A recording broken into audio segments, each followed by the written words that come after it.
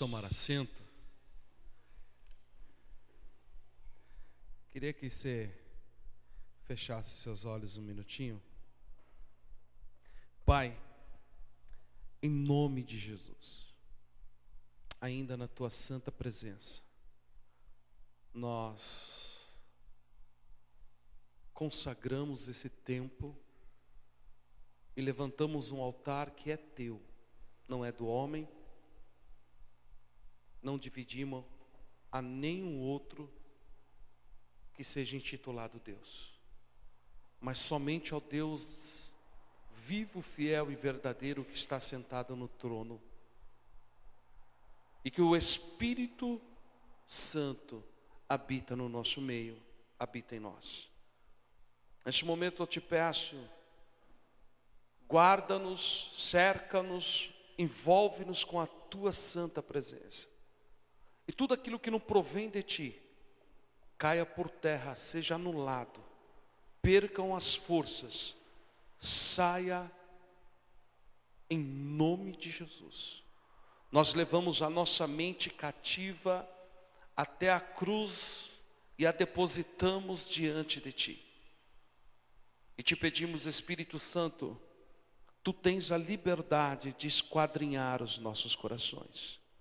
Nós te damos a liberdade de penetrar no mais profundo da nossa alma. Nós abrimos o porão da nossa alma. Nesta noite que a tua palavra tenha o poder eficaz em nós. Toda e qualquer resistência seja esmiuçada pela autoridade do nome de Jesus. Fala conosco, nos dá um entendimento e a compreensão da tua santa palavra, no nome de Jesus. Amém. Amém. Louva a Deus pela tua vida, que conseguiu estar aqui nesta noite. Nós estamos vendo quantas pessoas não estão saindo de casa por falta de combustível, e eu louvo a Deus que nós conseguimos. Estamos sentindo falta de muitos irmãos, que Deus assim os abençoe. Louvo a Deus por você que participou dos 3 dias da sala de cura. Nós encerramos ontem e foi algo assim muito especial. Eu quero nesta noite falar ainda um pouquinho sobre o tema que eu abordei na sala ontem, mas eu queria que você abrisse a sua Bíblia no livro da criação, livro de Gênesis, o capítulo de número 3.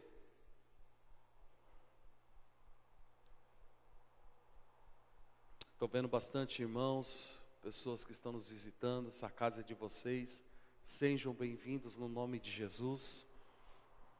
Capítulo 3 do livro de Gênesis, o versículo de número 1 em diante. Mas a serpente, mais sagaz do que todos os animais selváticos que o Senhor Deus tinha feito, disse à mulher: é assim que Deus disse: não comereis de toda árvore do jardim? Respondeu-lhe a mulher: do fruto das árvores do jardim podemos comer, mas do fruto da árvore que está no meio do jardim, disse Deus: dele não comereis, nem tocareis nele, para que não morrais. Então a serpente disse à mulher: é de certo que não morrereis, porque Deus sabe que no dia em que dele comerdes, se vos abrirão os olhos, e como Deus sereis, conhecereis o bem e o mal. Vendo a mulher que a árvore era boa para comer, agradável aos olhos, e a árvore desejável para dar entendimento, tomou-lhe do fruto e comeu, e deu também ao marido, e ele comeu. Abriram-se então os olhos de ambos, e percebendo que estavam nus, pegaram folhas de figueira e fizeram cintas para si. Verso 8. Quando ouviram a voz do Senhor Deus, que andava no jardim pela viração do dia, esconderam-se da presença do Senhor Deus, o homem e a sua mulher, por entre as árvores do jardim. E chamou o Senhor Deus ao homem e lhe perguntou: onde estás? E ele respondeu: ouvi a voz no jardim, e porque estava nu, tive medo e me escondi. Perguntou-lhe Deus: que te fez saber que estavas nu? Comeste da árvore que te ordenei que não comesse. Então disse o homem à mulher que me deste, e disse o homem: a mulher que me deste por esposa, ela me deu da árvore e eu comi. Disse o Senhor Deus à mulher: que é isto que fizeste? Respondeu a mulher: a serpente me enganou e eu comi. Amém? Amados, nós estamos num período da nossa vida e vivendo num período da nossa nação que a crise, ela se estabeleceu desde 2013, quando ela começou a dar os seus primeiros indícios. 2014 a crise então se estabeleceu definitivamente. De lá para cá, muitas pessoas entraram em um ciclo de perdas. Muitas pessoas estão lutando para ter uma sobrevivência. Eu quero nesta noite abordar de um Deus que Ele é poderoso para prover todas as coisas, independente da crise.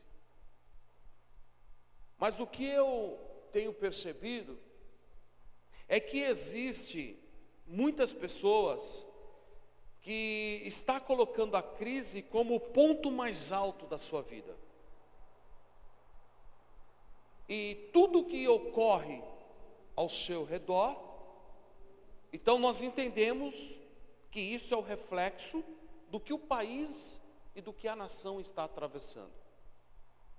Então, se hoje eu não tenho, é porque estamos em crise. Se eu perdi alguma coisa, é por causa da crise. Se eu tive que vender o carro, é por causa da crise. Se eu perdi a casa, mas é por causa da crise. Então eu estou atribuindo tudo que é negativo, que está ocorrendo, à crise. E não só atribuindo à crise, eu estou acatando e tomando posse dessa situação econômica da nação para mim. Sim ou não? Você conhece alguém que está passando por isso? Sim ou não? Você conhece alguém que perdeu nesses últimos anos alguma coisa de valor? Mas eu pergunto, nós temos que passar pela crise, porque somos cidadãos brasileiros. Mas aonde fica a nossa fé? Aonde está o Deus que a igreja serve? Aonde estão as promessas que Ele liberou sobre as nossas vidas? Elas se perderam com o tempo, ou a crise é mais poderosa do que as promessas de Deus?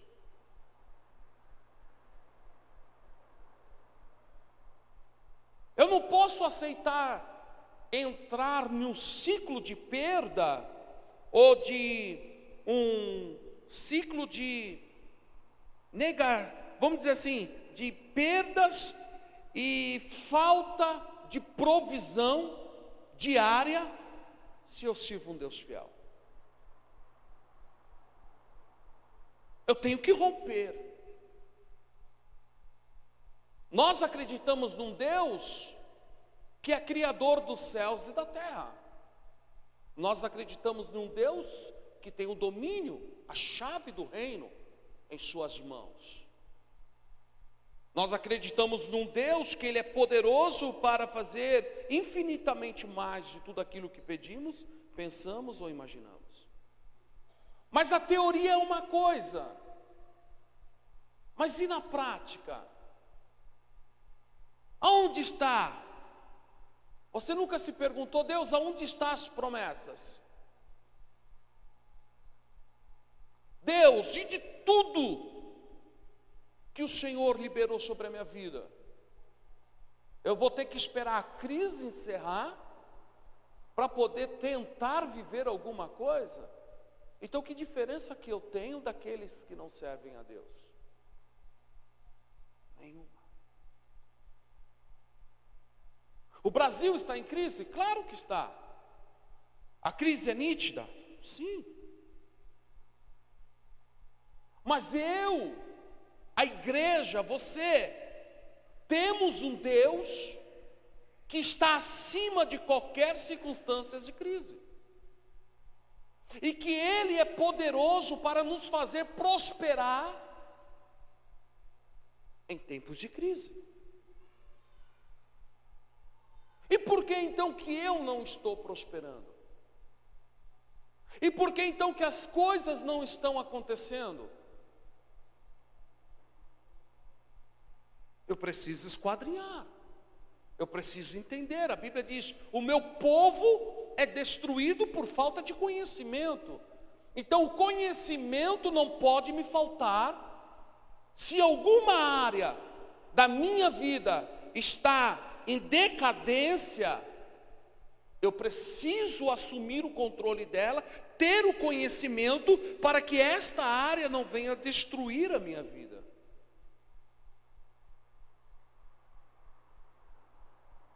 Deus é poderoso, Ele é o nosso Salvador, sim ou não? Sim ou não? Então Ele tem o poder de nos salvar, de nos redimir de toda e qualquer situação. O problema maior são as coisas, vamos dizer assim, os reflexos espirituais que estamos fazendo vistas grossas para colocar na crise. Porque a crise que o Brasil está atravessando hoje, os políticos são culpados? Claro que são. Mas eu vou te dizer uma coisa, ela está muito mais vinculada a nível espiritual do que material. O que está acontecendo na nossa nação hoje é muito mais espiritual, e é um juízo de Deus que está vindo, requerendo, cobrando, para que Ele possa liberar um avivamento que está para chegar na nossa nação. Como nós vamos caminhar um pouquinho hoje nos textos da Bíblia Sagrada para compreender um pouco as questões espirituais que envolvem a nossa nação. E por que a nossa nação está atravessando um período tão difícil e a igreja não pode aceitar esta situação como algo material, normal, e se conformar com o que o mundo está passando. Mas está em nossas mãos o poder de mudança. Eu quero iniciar nesta noite dizendo para você que, independente de crise, eu escolhi não passar por ela. Aí você pode dizer assim para mim: como, pastor? Porque eu sei o Deus que eu sirvo, que Ele é poderoso para fazer. E até aqui o Senhor tem nos ajudado. E os irmãos que caminham comigo entendem o que eu estou falando. O problema que envolve a nossa nação se chama pecado. A Bíblia diz que lá no princípio de todas as coisas, o homem, quando comeu do fruto, ele não comeu um fruto chamado pecado, ele comeu um fruto chamado conhecimento do bem e do mal. E ele tinha à sua disposição a árvore da vida. É interessante as escolhas. Ao invés de comer do fruto da árvore da vida, preferiu comer do fruto do conhecimento do bem e do mal. Porque a serpente, vamos pensar nessa história um pouco. O diabo incorporou em uma serpente, para a serpente conversar com a mulher. E eu não estou te dizendo que a serpente chegou lá e disse assim, olha, mostrou um fruto. A Bíblia diz que houve um diálogo, houve uma conversa. E o diabo dizendo, através da serpente para a mulher, come do fruto, o fruto é bom. Ela disse, não, Deus falou que eu não posso comer desse fruto. Ele me permitiu comer de todos os demais frutos, mas desse fruto eu não posso comer, porque ele disse que o dia que eu comesse desse fruto, eu morreria. O diabo olhou para ela e disse assim, morre não. O dia que você comer desse fruto, você será semelhante a Deus. Você terá o mesmo entendimento de Deus. Eu não morri. A mulher olhando para o fruto e vendo que o fruto era agradável, então, a partir desse momento, ela come do fruto. E se isso não bastasse, ela dá ao seu esposo, que também come do fruto. E a Bíblia diz que o entendimento do homem se abriu. A partir desse ponto, deixa eu te falar uma coisa. O entendimento do homem inicia um crescimento. Hebreus fala que pelas provações da vida e pelas circunstâncias da vida nós amadurecemos. Nós crescemos, adquirimos conhecimento. O homem por si só, ele nunca procurou conhecer e se aprofundar em Deus. Pelo contrário, ele aprofundou o seu conhecimento em si mesmo.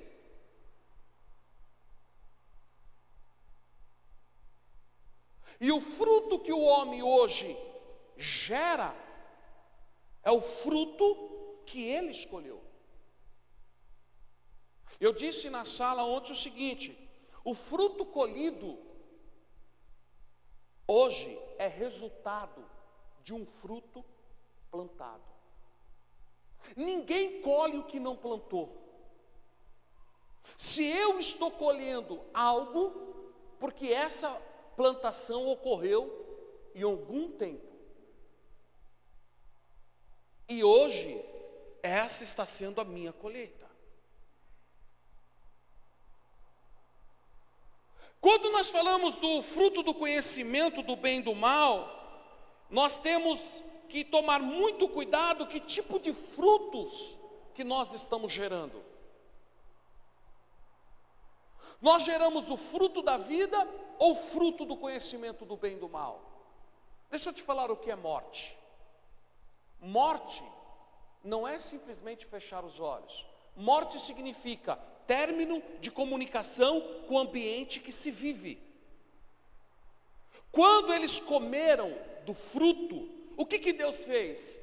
Pegou ambos e colocou para fora do jardim.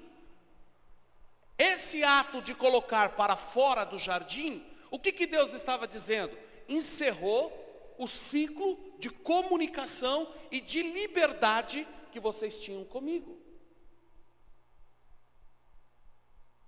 Agora vocês terão que andar pelo vosso conhecimento.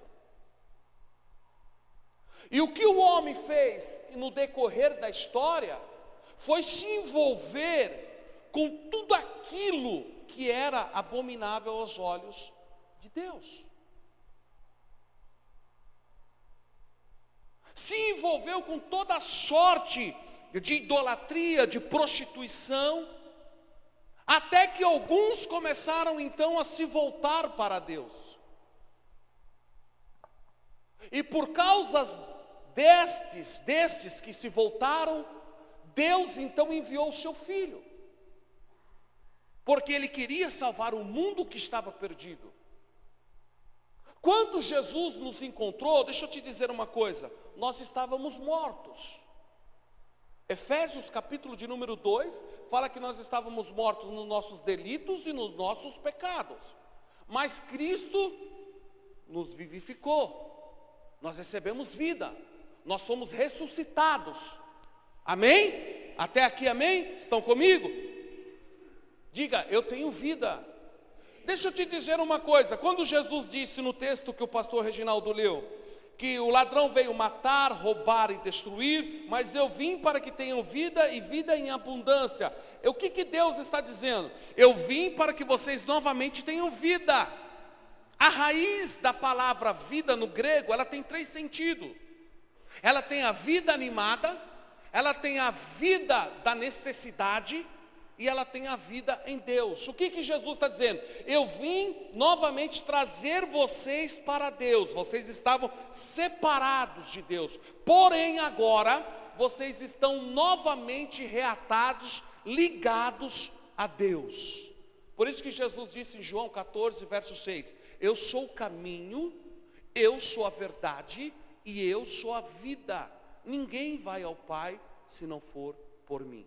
Por isso que Timóteo, conhecendo esse mistério, ele diz assim: só há um mediador entre Deus e o homem, e esse é Jesus Cristo, o homem.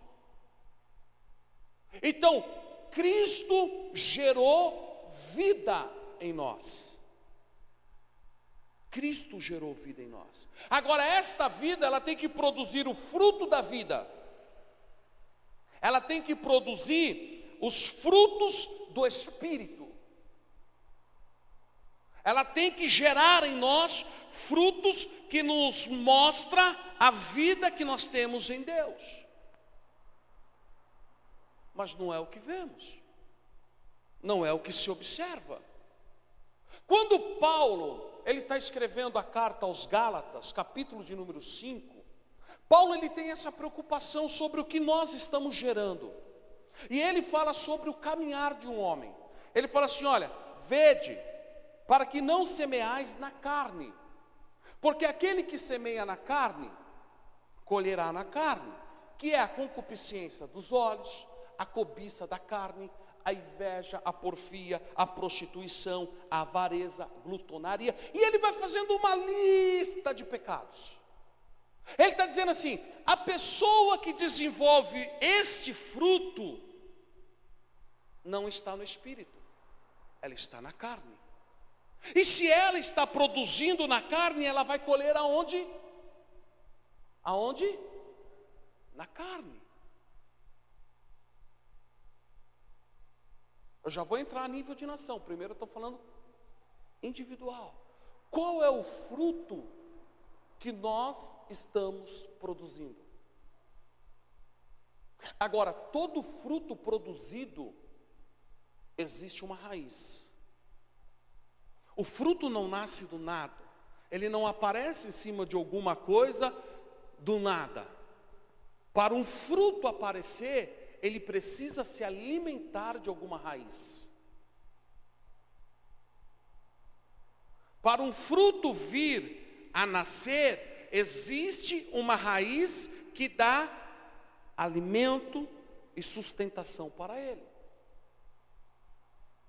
Então, se a minha vida está produzindo algum fruto que não condiz, preste atenção, com aquilo que Deus determinou como fruto de vida, é porque em alguma área da minha vida existe algumas raízes que não são boas. E se essas raízes que estão dentro da minha vida não são boas, ela irá produzir algum tipo de fruto que eu irei colher. Em algum tempo determinado para esta colheita. E quando eu entendo que esse fruto chegou e eu tenho que colher, eu começo então a avaliar uma questão. Eu quero entrar com o meu conhecimento humano. Espera aí, Deus, por que isso está acontecendo na minha vida se eu estou na igreja? Deus, por que isso se estabeleceu na minha vida se eu faço parte de uma igreja? Deus, por que esse período está na minha vida, chegou na minha vida, se eu sou fiel? Vocês lembram de Gideão? Capítulo de número 6. Deus chegou para Gideão e disse assim: Gideão, homem valoroso, fiel, o Senhor é contigo, Deus é na tua vida, você é valente. Ele disse: eu? Deus é comigo? Se o Senhor fosse comigo, por que Ele deixou tudo isso acontecer na minha vida? Se o Senhor é na minha vida, por que eu estou passando por isso? Você já se fez essa pergunta? Você já foi dormir fazendo essa pergunta? Deus, o Senhor é comigo mesmo? Se o Senhor é comigo, por que isso está acontecendo na minha casa? Por que isso está acontecendo com os meus filhos? Por que isso está acontecendo com a minha vida? Eu acho que o Senhor não é comigo.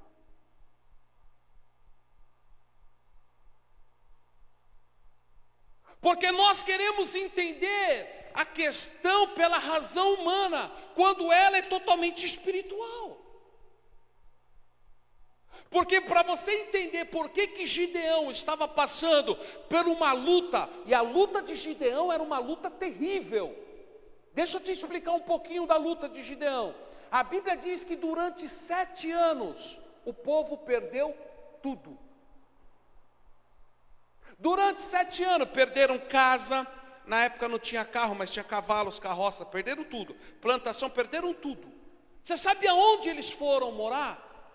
Em cavernas, nas montanhas, buracos, cova, com medo de serem mortos pelos medianitas.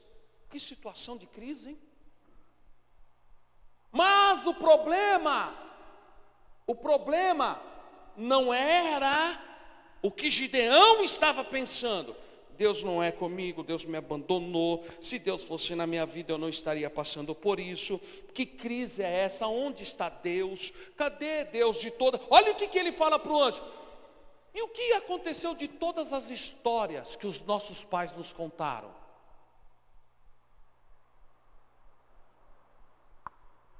Mas você sabe aonde está a resposta para Gideão? No capítulo 6, o versículo de número 1. Quando a Bíblia diz assim: e Israel, o povo, novamente fez o que era mal aos olhos do Senhor. Por isso Deus os entregou nas mãos dos seus inimigos. E quando eu vou esquadrinhar o meu fruto e saber que o meu fruto é ruim e que o tempo que eu estou colhendo agora é um tempo que eu estou vivendo um cativeiro, um tempo que eu estou vivendo de perdas, um tempo que eu estou vivendo de muita luta, aonde eu não vejo Deus, eu não consigo compreender com a mente natural. A mente natural vai trabalhar da seguinte questão: olha só, Deus não é com você. Você está esquecido por Deus. Deus não tem promessa na sua vida. Deus não tem obra na sua vida. Olha como você está. O diabo vai se aproveitar, porque ele é um aproveitador. E ele vai lançar dardos inflamados. Você sabe o que é dardos inflamados?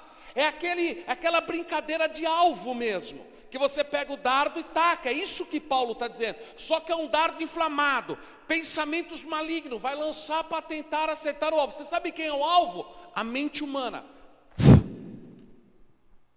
Deus te ama? Se Ele te amasse, Ele não deixaria você passar por isso. Deus é na sua vida? Olha como você está. Cadê o Deus que você serve? Ele levanta vizinhos, Ele levanta parentes, Ele levanta amigos para questionar a tua fé, para questionar a tua chamada, para questionar o que você está atravessando, para tentar justificar que o momento que você atravessa é porque Deus te abandonou.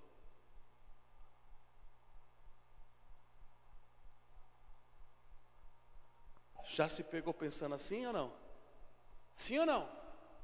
Mas, queridos, deixa eu te dizer, se a questão é espiritual, então eu preciso de conhecimento espiritual. Se a minha vida está produzindo algum fruto que não é de vida, é de conhecimento de bem e do mal, e ele partiu para o lado do mal, que é onde semeia na carne, é porque em algum momento da minha vida, em algum momento da minha história, estrutura de raízes se estabeleceram em mim.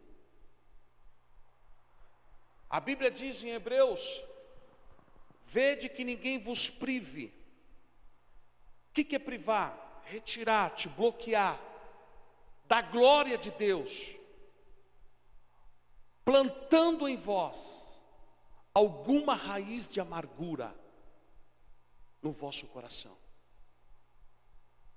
Então eu tenho que avaliar a minha história, a minha vida, fazer um esquadrinhamento, ir mais a fundo e entender que se algum fruto não está adequado com o fruto da vida, é porque alguma coisa na minha vida, alguma área da minha vida precisa ser transformada, precisa ser mudada.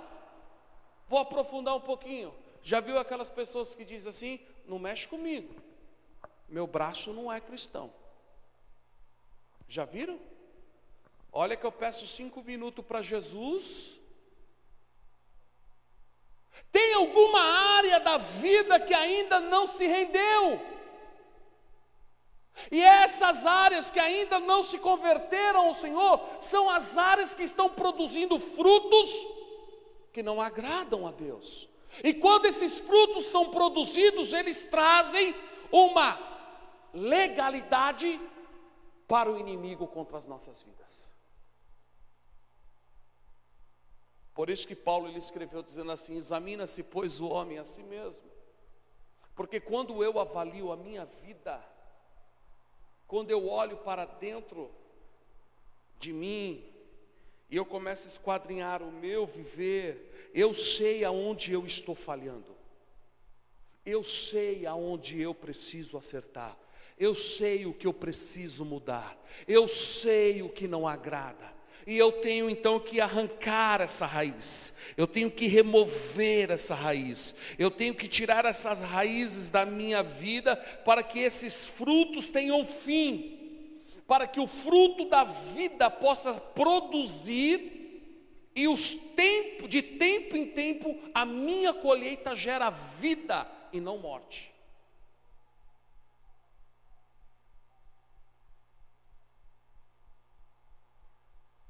Ninguém colhe o que não planta. Por isso eu tenho um poder. Preste atenção.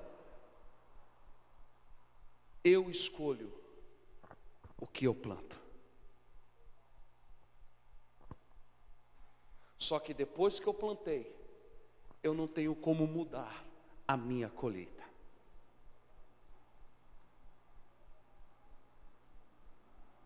Todo fruto da carne produz uma legalidade diabólica. O diabo ele veio matar, roubar e destruir, ele não veio brincar. Deixa eu falar uma coisinha. Você acha que o diabo quer tirar uma pessoa de dentro da igreja para segurar na mão dela e dizer: vamos passear no parque? Vamos caminhar um pouquinho e conhecer o mundo? Você vai ser feliz. Você acha que é isso que ele quer? Ele apresenta os pratos que parecem manjares, que tem o gosto de mel, mas o seu final é fel. Quando ele tenta arrancar uma pessoa, eu vou dizer mais, não só da igreja, porque tem muita gente dentro da igreja que está longe de Deus. Mas quando ele tenta arrancar uma pessoa da presença de Deus, a primeira coisa que ele quer fazer é matar, roubar e destruir. Ele não tem outro agir. Então ele procura o que Pedro estava dizendo: olha, vede, sede firme, sede sóbrios, sede vigilante, constantes, sejam perceptíveis, tenham discernimento, tenham conhecimento espiritual, porque o diabo, vosso adversário, ele anda ao vosso derredor, 24 horas do dia procurando uma brecha. O que ele está procurando? Um fruto que seja carnal, que seja mau, que seja ruim, que seja da linhagem do conhecimento do bem e do mal, que tira você da presença de Deus. Quando ele encontra esse fruto, ele encontrou a porta que ele pode entrar na vida da pessoa.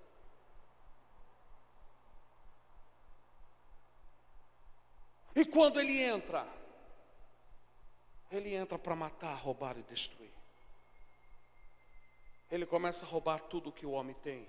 Ele tira toda a vontade de viver. Ele destrói todos os sonhos, todos os projetos, para levar o homem ao suicídio. Deixa eu te falar uma coisa. Eu não prego o que eu não vivo. Porque se eu fizesse isso, eu seria o mais mentiroso dos homens. Mas eu sou homem como qualquer outro homem, sujeito a falha como qualquer outra pessoa. O que me sustenta de pé é a infinita misericórdia de Deus. Só que tem uma coisa, nós precisamos aprender a ter um posicionamento. Eu quero te contar um testemunho, eu não vou falar o que Deus fez, mas só te contar. Em 2014 eu fui mandado embora. Eu trabalho, eu dependo do meu salário. Para mim poder colocar comida na mesa de casa, eu preciso de um salário. Como qualquer outro homem. Faz 21 anos que eu tenho carteira registrada. Eu preciso disso. Senão minha família vai padecer. Imagina eu em 2014 sendo mandado embora dia 8 de abril às 3 horas da manhã. Era para ficar doido, entrar em pânico, se desesperar. E eu lembro que quando eu estava caminhando para o departamento pessoal, eu só disse para Deus o seguinte: eu tenho 2 cirurgias de coluna. Eu disse: Deus, eu só te peço uma coisa. Eu não me importo com o que aconteceu. O meu chefe falou assim: você está entendendo o que está acontecendo com você? Eu disse: sim, você está me mandando embora. Mas eu disse: fica tranquilo, faça o que você tem que fazer. Por quê? Porque quando eu entrei na sala e ele disse para mim: você será demitido, o Espírito Santo de Deus falou ao meu coração. E ele disse: filho, aquieta-te, eu estou trabalhando em teu favor. Quando o Espírito Santo falou aquilo para mim, eu entrei na sala e disse: faz o que você tem que fazer, não tem problema. Quando eu estava indo, o inimigo disse na minha mente: e agora, o que vai ser da sua vida? O que você vai fazer? Eu quero ver onde você vai parar.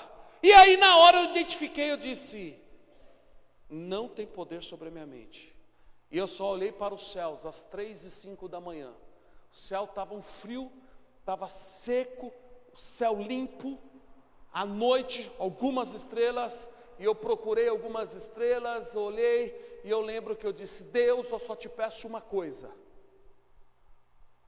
Que a partir de agora, eu nunca mais necessite tomar uma injeção para dor.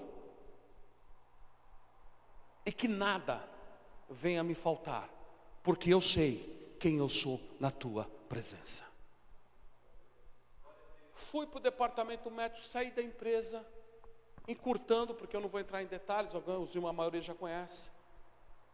Fiquei 2 anos fora da empresa, nunca precisei ir no hospital tomar uma injeção para dor, e nunca me faltou nada na minha casa, pelo contrário, vivi melhor do que quando eu estava trabalhando. Você sabe o que eu quero te dizer? Não é porque eu sou bom. Eu sou comedor de feijão igual você. Eu estou te dizendo é que nós temos que saber trabalhar os nossos interiores. E saber quem somos. Se estamos alinhados. Se eu quebrei todas as raízes, removi da minha vida as raízes de amargura, raízes de prostituição, raízes de idolatria, raízes de tudo que for de mal, por que eu não estou fluindo? Alguma coisa está errada. Porque se a minha vida está alinhada, o fluir é natural do trono de Deus. Deus nunca cerra os céus quando tem um que está alinhado na terra. Então eu preciso esquadrinhar, eu preciso avaliar.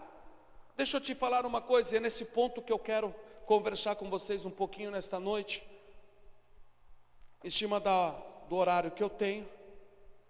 Oséias, você está aberto aí para mim, Elias? Oséias capítulo 4, me ajude aí, para que todos possam fazer essa leitura. Se você está com a sua Bíblia, abre aí para nós. Livro do profeta Oséias, capítulo 4, versículo 12, se não me falha a memória, Elias. Põe aí para nós. Eu quero ler com vocês aqui. Olha o que diz aqui, vamos pensar um pouquinho. O meu povo consulta a sua madeira, e a sua vara lhe responde, porque o espírito da luxúria os engana, e se prostitui-se, apartando-se da sujeição do seu Deus. Deixa eu te dizer uma coisa, deixa aberto assim para mim, não tira não. O que Deus está dizendo? Estou falando a nível nação agora. O que Deus está dizendo? O meu povo se prostitui quando eles estão se prostrando a madeiras. Estão envolvidos com idolatrias, prostituição espiritual, que gera legalidade ao diabo para fazer a sua tríplice coroa: matar, roubar e destruir. Sim ou não? Olha para a nossa nação. Quem comanda hoje? O crime organizado. Alguns estados é tomado. Morte, suicídio, homicídio é o que está nas páginas dos jornais e nas telas dos jornais na televisão. Olha para a nossa nação. Corrupção atrás de corrupção. Porque a Bíblia diz o seguinte, passam para mim, Lia. Sacrificaram sobre os cumes dos montes e queimam incenso sobre os outeiros, debaixo do carvalho do álamo e do almeiro, porque é boa a sua sombra. Por isso vossas filhas se prostituem e as vossas noras adulteram. O que ele está dizendo? A consequência de um pecado gera para uma nação inteira. Porque quando eu falo nação, estou falando de linhagem. O que constitui uma nação? Os nossos filhos, os nossos pais. Então isso gera o que? Legalidade diabólica. O que predomina nas estradas brasileiras hoje é a prostituição infantil. O que mais se vê hoje? O divórcio. Hoje o divórcio, ele teve um crescimento na nossa nação que eu nem sei a proporção. Eu sei que é gigante. Nós temos advogados aqui. Famílias destruídas, famílias arrebentadas, saqueadas. Você sabe por causa do quê? De uma nação que não reconhece Deus como Senhor dela. Sabe quem que é a padroeira do Brasil? Essa mesma que tu está pensando. Aonde fica o Deus que nós servimos? Aonde está a igreja para levantar o altar a Deus? Aonde está a igreja que estabelece um altar a Deus? Esta é minha pergunta. Pastor, é culto de domingo, o senhor tem que pegar mais leve. Não, é culto de domingo, onde Deus tem liberdade para falar aos nossos corações. Porque igreja não é as quatro paredes. Igreja não é as quatro paredes é o lugar que nós nos reunimos. A igreja sou eu sou a igreja, você é a igreja. Ou seja, o altar que Deus se manifesta é você, o altar que Deus se manifesta sou eu. Se esse altar não está consertado, Deus não pode se manifestar, e se Deus não se manifesta, o diabo reina.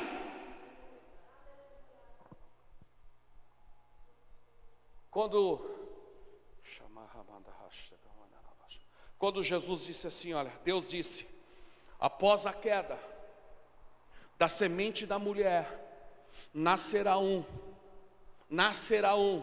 que pisará a cabeça da serpente, e esta lhe ferirá o calcanhar. Eu já disse isso, mas hoje eu tenho que falar novamente. Eu fico tão, mas tão doido quando eu vejo crente fazendo o que eles não têm conhecimento, levado por uma emoção, porque os nossos púlpitos não podem ser tomados por emoção. Nosso púlpito tem que ser tomado por profetas que falam o que o Espírito esteja falando, que sejam que nem Jesus disse: eu só faço o que o meu Pai está fazendo.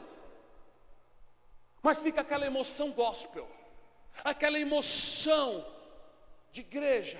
Olha, pega o diabo na mão, aí o crente fecha, joga ele no chão, agora pisa na cabeça dele, aí fica um bando de crente pulando, mas quando sai do culto a vida é a mesma coisa, não mudou nada.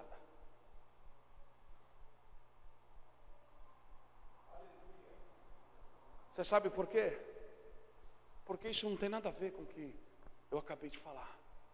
Quando ele diz assim: olha, virá um que esmagará a cabeça, Deus estava dizendo assim: olha, você pode ter colocado o pecado no homem, o conhecimento do bem e do mal, você pode ter tirado a autoridade espiritual que eu dei para o homem perdeu a autoridade espiritual, agora ele virou cavalo, agora você tem cavalos na terra, mas eu vou salvar este povo, eu vou fazer deles templo do Espírito Santo. Sabe por quê? Porque vai vir um, e ele, quando vier, ele vai esmagar a tua cabeça. Sabe o que ele está dizendo? Ele vai tomar a autoridade que está sobre você, ele vai tirar a autoridade de você. E é por isso que Jesus, quando morreu, ele desceu ao seio da terra, e ele disse: me dá a chave do inferno, me dá a chave da morte. Quando ele ressuscitou, ele disse: todo o poder é me dado nos céus e na terra, a autoridade de reino é meu. Sabe o que ele disse? Esse poder eu vos dou. Esse poder eu vos dou. Ele vos deu poder. Ele nos deu poder para quê? Para pular? Para quê? Somente para mostrar que somos vasos dentro da igreja? Não! Ele nos deu poder de tomar terrenos e território para implantar aquele reino que um dia vai assumir a eternidade conosco.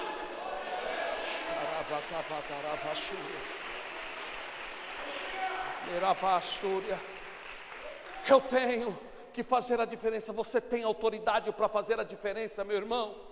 Deus te colocou naquela empresa, Deus te deu uma empresa, Deus te colocou lá onde você trabalha, te deu o teu trabalho para que você exerça a autoridade do reino, a autoridade dos céus, para que quando você falar, Deus olha dos céus e disse: tem que se cumprir, porque Ele falou. Quando Elias disse: Acabe, durante 3 anos e meio não há chuva, não há orvalho, não há sereno, não há uma gota sequer para você aprender a honrar a Deus. Deus olhou do céu e disse: o profeta falou, então cessa os céus e a terra não dá o seu orvalho.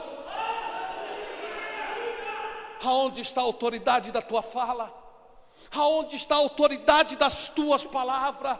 Tem crente que entrega a palavra para o outro e ninguém mais confia, porque ele fala uma coisa, vive outra, ele diz uma coisa e não faz, ele combina uma coisa e não cumpre, diz que vai estar, não está, diz que vai comparecer, não comparece, diz que vai pagar e não paga. Eu quero dizer, se a tua palavra, a minha palavra, não tem poder no reino dos homens, ela também não tem poder no reino do Espírito, no reino de Deus. É tempo de mudança, é tempo de mudar a nossa postura, de mudar a nossa atitude, para que o reino de Deus se estabeleça através de nós.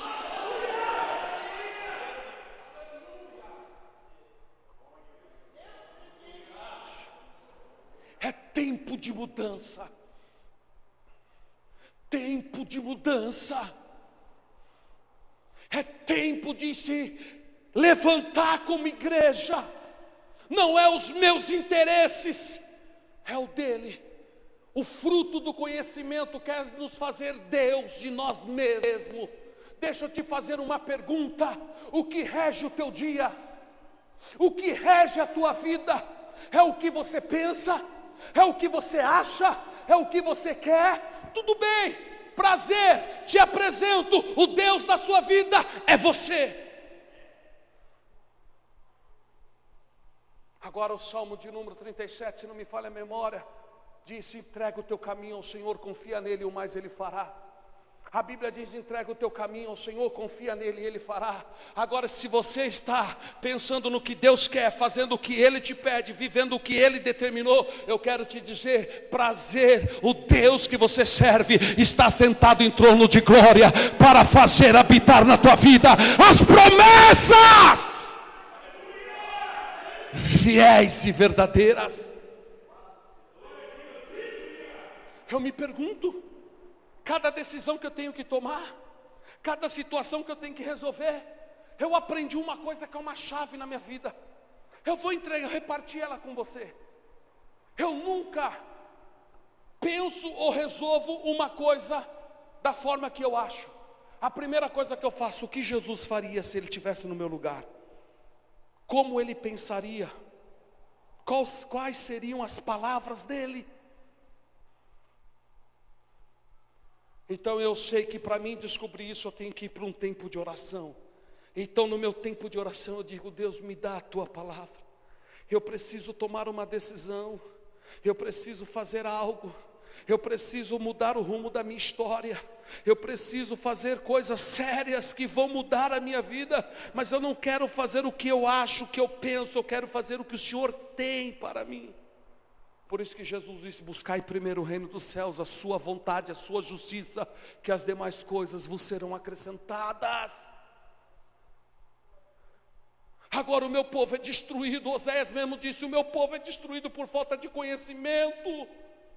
Eles estão confiando em si. Jeremias capítulo 17 diz: maldito é o homem que confia no homem. Ele não está dizendo que você não pode confiar no teu irmão de igreja, não é isso. Ele está dizendo: maldito é o homem que confia em si e que faz do seu braço a sua carne.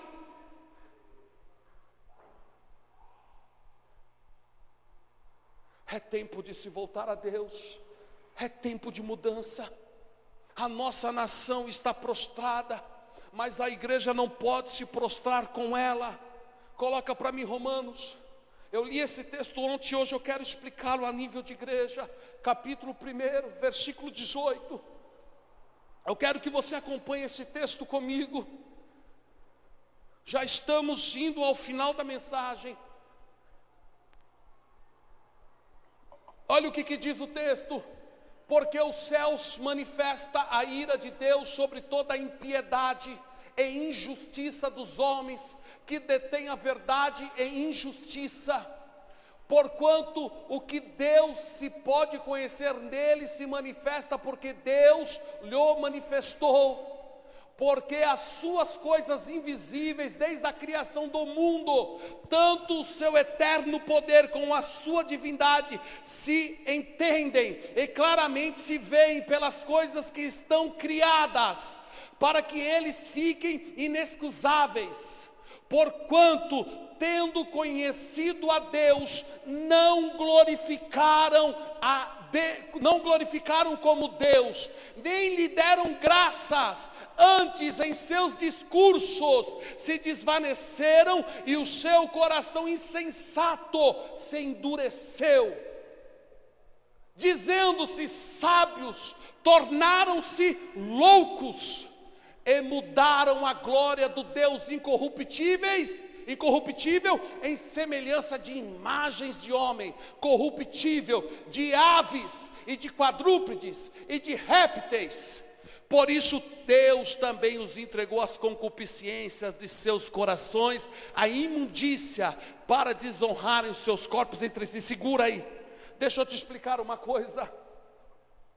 Deus manifestou a sua glória. Deus fez os firmamentos dos céus, Deus colocou os luminares da noite e do dia. O homem olha para tudo isso e, em vez de glorificar a Deus, não o reconhecem como Deus. Como é maravilhoso! Eu disse aqui ontem, você já deve ter visto nas páginas do Facebook, onde as pessoas estão postando um vídeo do encontro do mar Pacífico com o Mediterrâneo. É uma coisa admirável, aonde as águas se encontram, mas não se misturam. Eu fico vendo os comentários e as pessoas dizem, mas como isso pode acontecer? Que coisa linda, que maravilha, isso é inacreditável. Mas quando nós olhamos para isso, nós temos que ver a perfeição de um Deus Criador, nós temos que dar glória a Ele, nós temos que dar honra a Ele, mas ao invés de reconhecê-lo como Deus, os homens preferiram glorificar imagens de homem, preferiram se dobrar e se prostituírem diante de estátuas, diante de ídolos. Olha o que ele disse: por isso eu também os entreguei à impiedade, à injustiça, para a depravação moral do vosso corpo. Olhe para mim, continue comigo. Pois mudaram a verdade de Deus. Vê se isso não está acontecendo na nossa nação. Mudaram a verdade de Deus em mentira, honraram e serviram mais a criatura do que o Criador, que é bendito eternamente, amém. Por isso Deus os abandonou às paixões infames.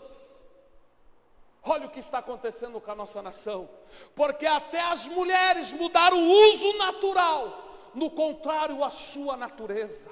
Qual é o uso natural da mulher? Mulher casar com homem, mulher gerar filhos, mulher gerar família, mas mudaram isso, por isso Deus os abandonou. Muda para mim mais uma. E semelhantemente também os homens, deixando o uso natural da mulher, se inflamaram em sua sensualidade um para com os outros, homens com homens, cometendo torpeza, recebendo em si mesmo a recompensa que convinha ao erro. Nós olhamos para uma nação aonde a desordem da moralidade espiritual caiu por terra, a imoralidade está estancada, ou seja, está exposta, aliás, melhor dizendo, nas televisões. É novela, aonde as novelas estão entrando nos lares cristãos, mostrando que melhor coisa é mulher com mulher, homem com homem, aonde isso é uma normalidade, onde dois homens podem adotar uma criança e dizer, agora você tem duas mães, ou você tem dois pais. A nossa política, ela quer mudar o estatuto, ela quer mudar as leis.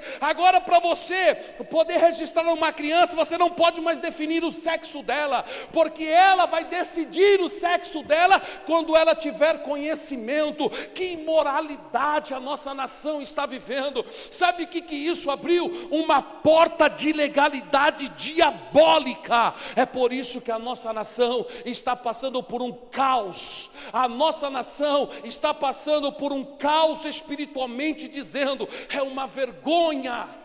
Isso é uma vergonha, você andar no shopping com a tua esposa de mão dada e de repente você se deparar com duas mulheres se beijando. Esses dias eu estava aqui em São Paulo, na Oscar Freire, e eu estava dentro do carro conversando com a minha esposa e com a minha filha, uma família cristã tradicional, e nós olhamos para o canto assim, ó, paramos no semáforo, olhamos para o lado do carro, duas mulheres em plena luz do dia, era por volta da 1h30 da tarde, se beijando no meio da rua, e o povo olha para isso como uma naturalidade. Você anda pelo shopping, você vê dois homens se beijando, dois homens se acariciando, e as pessoas chegam e dizem assim, não fala nada, você pode ser preso. Sabe por quê? Porque o diabo tomou a autoridade desta nação, o diabo está implantando o seu reino nesta nação. Mas eu quero te dizer uma coisa, Deus está descendo, e eu vejo Deus com uma balança sobre o Brasil,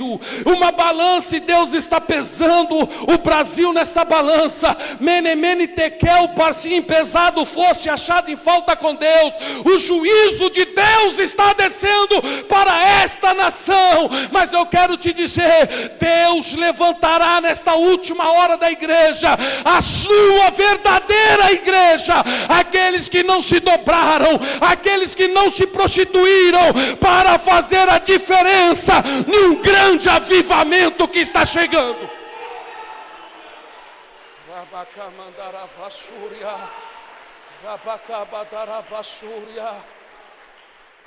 Há um avivamento que está vindo.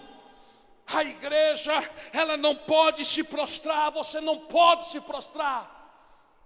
Os antigos diziam, vai chegar um tempo na nossa nação que nós seremos impedidos de falar, porque vão querer nos prender, vão querer nos matar. Muitos cristãos ficaram com medo, mas Jesus disse assim: olha, quando vos perseguirem, lançando a mão sobre vós, prendendo em cárcere, em prisões, açoitando, alegrai-vos, porque é chegado o reino dos céus. Eu quero dizer, há uma unção que está chegando, há uma unção que está desatando sobre esta igreja e as demais igrejas dessa nação, para um povo que não irá se prostrar mais diante dessas iniquidades, mas estão rompendo com elas para adorar aquele que vive, aquele que é eterno. E eu vou te dizer aonde está o rompimento. Tem pessoas que disseram, e Deus falou para mim ontem eu não pude ir mais além aqui. Deus disse até aqui. Eu vou te dizer, quem nunca se envolveu com idolatria? Quem nunca se envolveu com idolatria? Você pode dizer para mim, pastor, eu nasci no berço evangélico. Mas você não tem 5 gerações que nasceu no berço evangélico. Em algum tempo da sua linhagem espiritual, pessoas foram idólatras, pessoas se prostituíram, pessoas se dobraram diante de deuses, pessoas fizeram aliança com deuses, pessoas foram consagradas e batizadas e receberam a consagração de deuses, outros receberam o nome de santos. Paulo, escrevendo ao Coríntios, ele disse: por trás de cada santo existe um demônio que atua. Quantas coisas foram consagradas e você não sabe. Mas hoje você está na igreja, pastor, eu estou na igreja, pastor, eu estou aqui, e a minha vida não desata, a minha vida não anda. Ah, irmão, você é dizimista, eu sou dizimista, pastor, eu sou ofertante. E ontem eu estava orando e dizendo: Deus, quantas pessoas estão alinhando as suas vidas, pessoas estão buscando o alinhamento, e as coisas não desatam. Então Deus me fez saber que quando nós se prostramos diante dos ídolos e nós nos curvamos diante de ídolos, nós recebemos uma legalidade espiritual que pode travar a vida financeira. Até porque, quantos aqui já foram católicos? Fale para mim, sem medo. Eu não ataco a religião de ninguém, mas eu prego a verdade. Levante a sua mão, levante a sua mão. Quantos vieram de lar católicos? Quantos tiveram avós que frequentavam? Ontem na sala aqui minha esposa se lembrou de algo. Ela disse assim: olha, quando nós estávamos orando para quebrar a legalidade, eu me lembrei que quando eu já estava na igreja com 11 anos, a minha mãe ainda levou uma mulher porque eu estava mal, e ela chegou lá em casa e ficou me benzendo com arruda. E quando nós estávamos orando e quebrando toda a legalidade, o cheiro da arruda veio na minha narina, e eu disse: mas Deus quebrou. Ela disse: sim, Deus removeu. Mas eu quero te dizer, em algum tempo da vida algo ficou lá, e o diabo tem legalidade. Sabe por quê? Porque aquilo que é oferecido, aquilo que é consagrado é dele, até que se haja renúncia. Até que se haja renúncia. E você sabe qual que é um dos votos que envolve a idolatria? O voto da pobreza. Os cabeças fazem o voto da pobreza, o voto da humildade, porque eles se colocam a humildade como pobreza. Nós não precisamos ter muita coisa para viver, e é por isso que às vezes o diabo vem com a legalidade e tenta roubar da vida do cristão aquilo que Deus quer abençoar ele. E o cristão, por falta de conhecimento, ele acha que é normal o ciclo de perda, o ciclo de aborto. Tudo que começa aborta, tudo que começa não dá certo, tudo que começa não termina. Quando as coisas vai dar certo, alguma coisa dá errada, é porque ainda existe uma legalidade. Mas eu quero te dizer nesta noite, a Bíblia diz: conhecereis a verdade, e a verdade vos libertará. A verdade vos libertará. Eu quero te convidar a se colocar de pé neste momento, e eu quero dizer uma coisa a você. É noite que nós estamos encerrando um ciclo de batalha, um ciclo de cura, um ciclo de restauração hoje. Deus te trouxe aqui porque você precisava disso. Deus te trouxe a este lugar porque a tua história tem que mudar. Eu quero te dizer uma coisa: a crise pode se estabelecer, Mas Deus, no meio da crise, faz a roupa crescer no corpo. Deus faz maná cair dos céus. Deus faz rocha brotar água.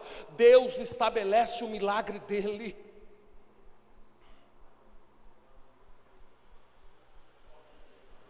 Quantos querem um destravamento espiritual? Levante a sua mão. Eu quero dizer para você, feche os seus olhos e repete comigo. Depois eu vou orar por você. Se você sente Deus trabalhando no teu coração nesta noite, repete essa oração comigo.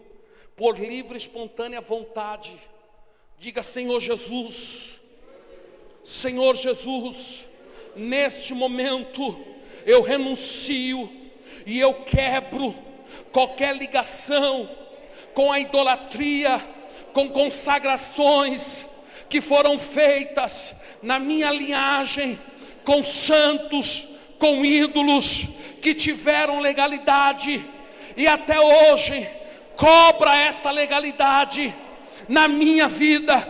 Eu destruo agora, eu rompo agora, eu coloco a minha vida em liberdade, eu coloco a minha geração em liberdade. Eu assumo um posicionamento diante da tua bendita pessoa e assumo que só o Senhor é Deus da minha vida. Eu consagro a minha mente, eu consagro o meu coração, eu consagro a minha vida ao Senhor Jesus. E eu quebro, eu destruo, eu renuncio qualquer herança, qualquer fruto de legalidade diabólica. A partir de hoje eu declaro que o mundo espiritual moverá-se em favor da minha vida, há de se mover em favor da minha vida, aonde as bênçãos da cruz me alcançarão, pelo sangue de Jesus. Eu estou justificado, pelo sangue de Jesus eu estou limpo, pelo sangue de Jesus eu recebo a nova herança conquistada na cruz. E a minha casa, a minha família, a minha empresa, o meu escritório terá uma nova história, história de bênção, história de vitória, porque aqui, agora, o Senhor decreta o final de todo o trabalho do inimigo. E o Espírito Santo inicia uma jornada nova na minha vida. Eu recebo em nome de Jesus. Ainda de olhos fechados. Pai, eu quero orar pela tua igreja. Eu concordo com os teus filhos. Eu concordo com a tua igreja. Hoje cessa esse ciclo de perda. Hoje cessa esse ciclo de derrota.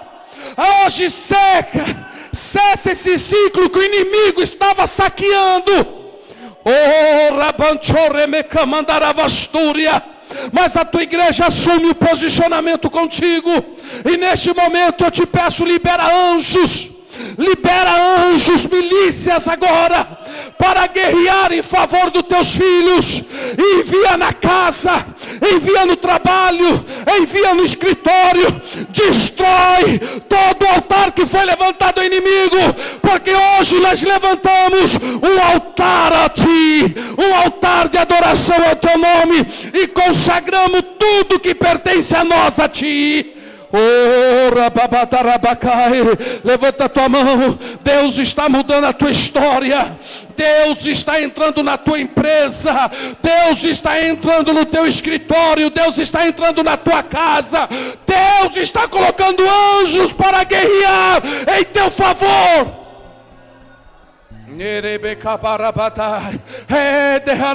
Essa unção que você está recebendo é uma unção que está te levando a um nível maior. Deus está te colocando no nível maior nesta noite. Um nível de liberdade, um nível de adoração, um nível de adoração. A tua empresa nunca mais será a mesma.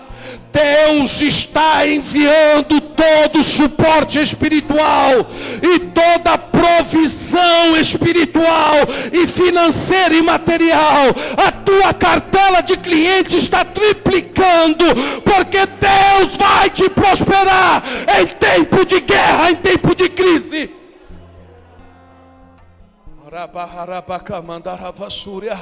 Há uma porta que está aberta diante da tua vida e ninguém a pode fechar. Deus está dizendo: o diabo não fecha, o sistema não fecha, a crise não fecha. Essa porta eu coloquei aberta diante de ti, e eu te digo: fique diante dela, entre por ela.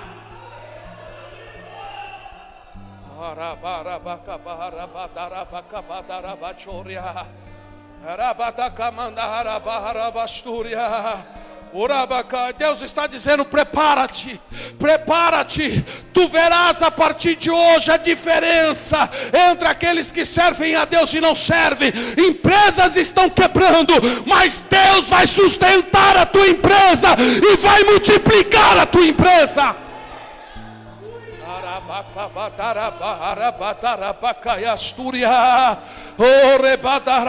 Eu quero dizer uma coisa, eu quero te dizer uma coisa, é bíblico, é bíblico, é bíblico, é o que eu vou dizer. Olhe para mim um minuto, olhe para mim um minuto. Deus me lembra de um texto para profetizar na tua vida.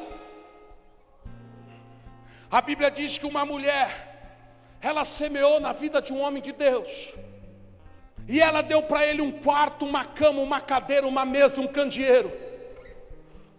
Aquela mulher recebeu como recompensa daquela semente, e ela achou que tudo aquilo era somente aquela recompensa, um filho. Ela se deu muito bem pela recompensa. A Bíblia diz que um dia o filho morreu, mas o homem de Deus foi até lá e Deus ressuscitou o filho. A Bíblia diz que, se passando o tempo, uma grande crise se estabeleceu. A terra padeceu. Tiveram que mudar, perderam tudo. Mas a Bíblia diz que um dia o rei está sentado com um moço e perguntou para o moço: me conta algumas histórias que você conhece. E o moço então começou a relatar uma história. Rei, eu conheci uma mulher que um dia ela fez algo pela causa do teu reino. Essa mulher um dia ajudou um homem de Deus, e o homem de Deus profetizou, e Deus abriu a madre. Ela gerou um filho. O filho morreu, mas o homem de Deus foi lá, orou, e Deus ressuscitou o filho. A Bíblia diz que aquela mulher perdeu tudo, porque a crise se estabeleceu. E a Bíblia diz que enquanto aquele moço estava conversando com o rei, assim como eu estou falando com o Leandro, aquele moço observou que alguém chegou, e aquele moço disse: rei, a mulher que eu estou te dizendo, essa história que eu estou te contando, a mulher chegou aí agora. Ela está aí, rei. Ela está aí. Manda ela entrar. Eu vou te explicar por que tu veio aqui nesta noite. Porque enquanto eu estou falando de histórias espirituais que estão acontecendo na tua vida, o rei está me ouvindo. Agora eu estou dizendo para ele: rei, a pessoa que está passando por isso está aí, ó. Está aí, ó. Isso aqui é profético. Está aí, ó, perdeu o emprego, perdeu o carro, perdeu casa, perdeu muitas coisas. Eles estão aí, então manda chamá-la. Ela entrou, como você entrou hoje. O rei perguntou: é você? A história que ele está contando é sua? Você se identifica com a história que ele disse aqui? E aquela mulher disse: sim, rei, eu me identifico completamente com essa história. O rei olhou para o seu homem e disse assim: olha, a partir de hoje, manda fazer um levantamento. Olha o que Deus está dizendo. Anjos desceram aqui, meu corpo está em chamas.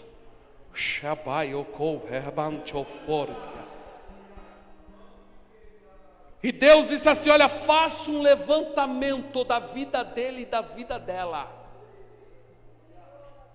Tudo que a crise levou, foi assim que o rei fez. Tudo que a crise levou, tudo que os inimigos roubaram, faça um levantamento de tudo.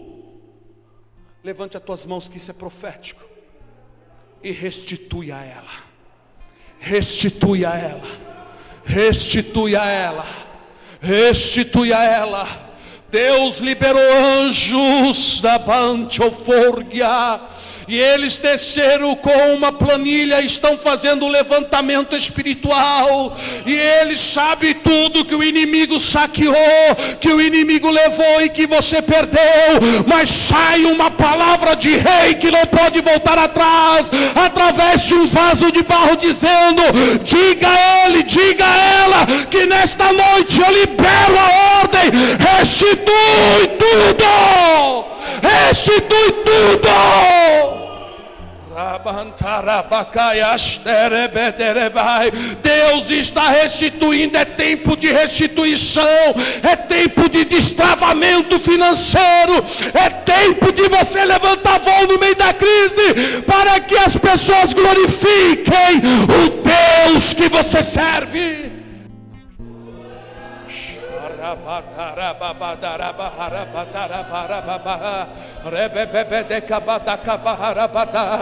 Há uma unção, a unção que destrava, a unção que quebra, a unção que despedaça o jugo. Levanta-te, porque já resplandece a tua luz.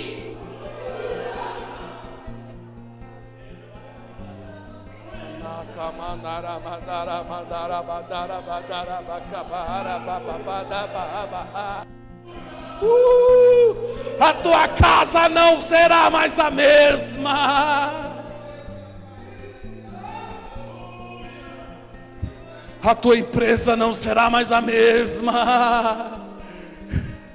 A tua vida não será mais a mesma. Deus está mudando tudo.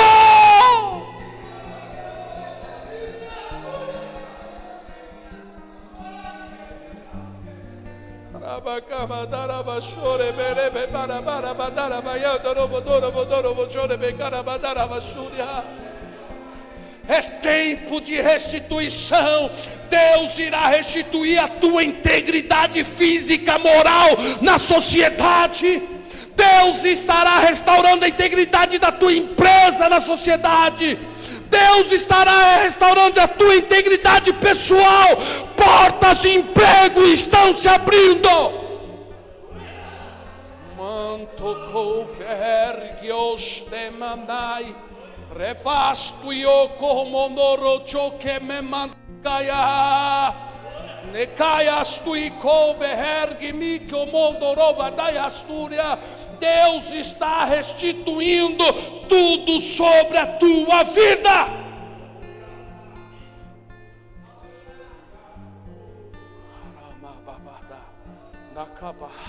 Deus está restituindo o teu ministério. Deus está restituindo a tua autoridade espiritual. Não se prostre mais, não se venda mais, não faça mais aliança que Deus não esteja nela. Rabata capada camanarabadarabaio soria. Deus está mandando eu te dizer: no altar é você que eu quero, no altar é a tua vida que eu quero, é no altar que você tem que morrer para que eu possa ser em você.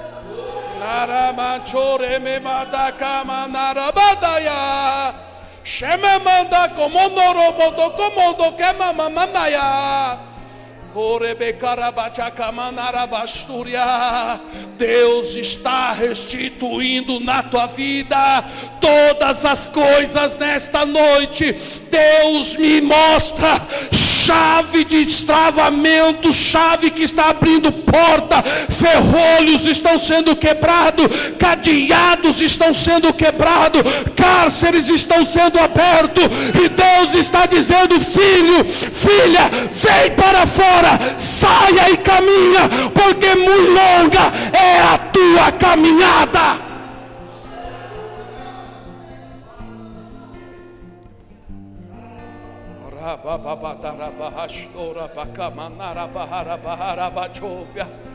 Deus, eu quero orar pelos teus filhos.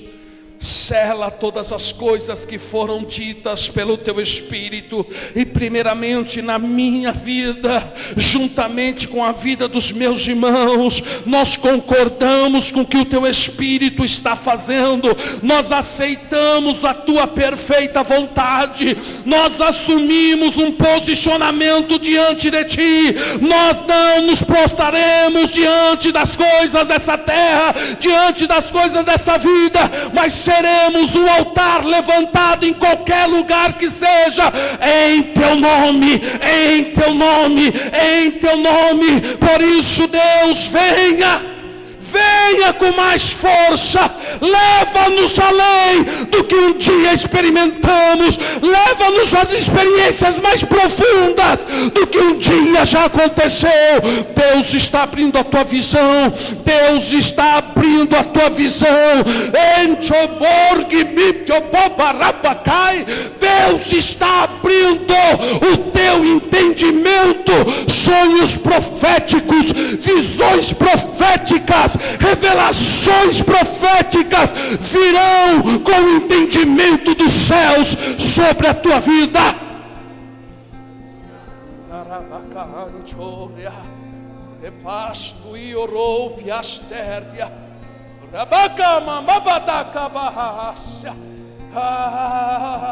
Esta unção que está sobre nós é uma unção de conquista e de vitória. Levante a tua cabeça, sacode a poeira.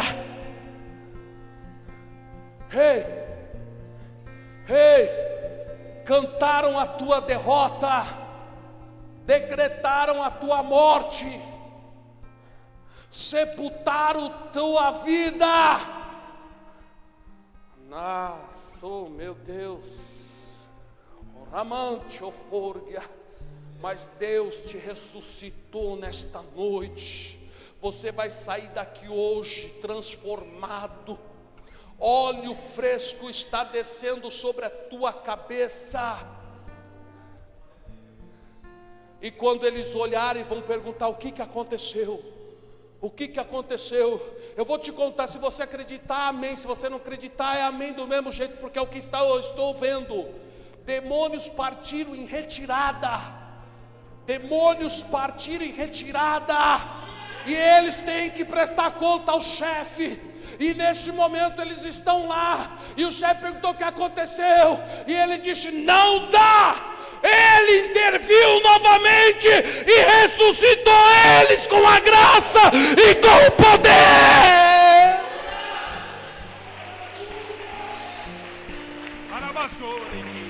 Só quem está vivo aplaude ao Senhor.